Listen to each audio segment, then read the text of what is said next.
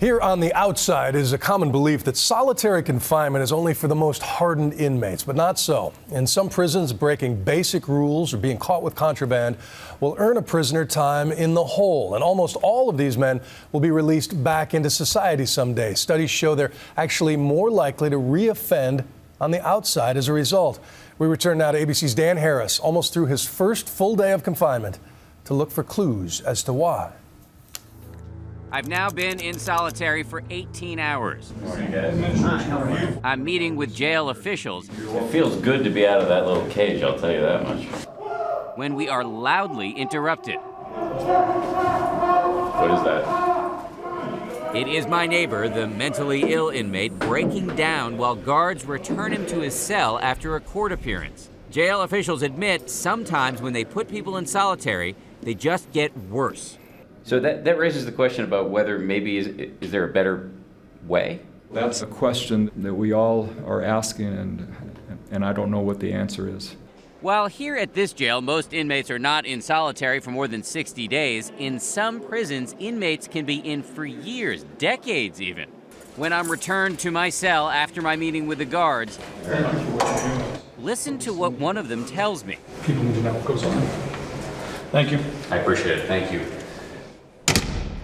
I'm back in my cell for the rest of this day of tedium, broken up only by barely edible meals. A bologna sandwich, a little bit of lettuce, a couple slices of American cheese, some cookies. I know I've only got about 18 hours left, but I'm having a hard time wrapping my head around how I'm going to make it through the sheer density of the boredom that being in solitary entails.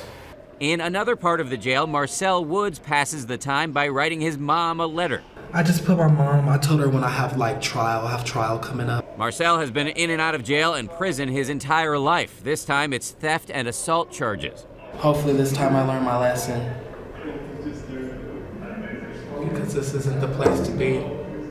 If you don't have this, then you go stir crazy. We listen to the news, music, sports.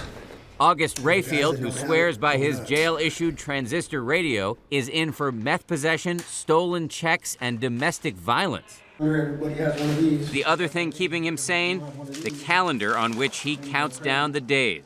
10, 31, 30, 31, 31. And that's what you hear all day. That's what you hear 24/7. No way to live, huh? Don't break the law. Back in my cell, the noise has also begun. It's my neighbor downstairs again.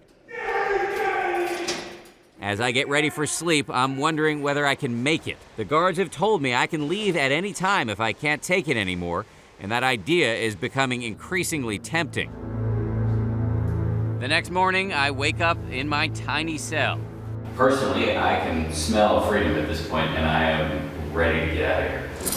Outside, Deputy AC makes his final rounds of the morning before his shift ends. He admits looking at the faces of men behind glass every day is not easy psychologically. The night shift is intense. You gotta stay awake, you gotta stay active. Every day is a new story. Every inmate gets 1 free hour outside his cell per day. All right, shower time. They've told me not to interact with any of the inmates. Shower shoes, bro. Even when they taunt me. You're gonna catch gingivitis. I have a prepaid call from an inmate in Denver Downtown Detention Center. During my free hour, I also get a chance to call my wife. In terms of feeling like you're losing your mind, you had a sense of what that might be like? Yeah, I mean, I definitely haven't felt like I'm losing my mind, but I get little glimpses of what it must feel like. I mean, I know I'm gonna get out. Coming up, more trouble with my mentally ill neighbor. And I finally get to meet my fellow inmates and ask them, if you did the crime, shouldn't you do the time? I don't know how much sympathy there is in the general public for people who've committed crimes. There's none.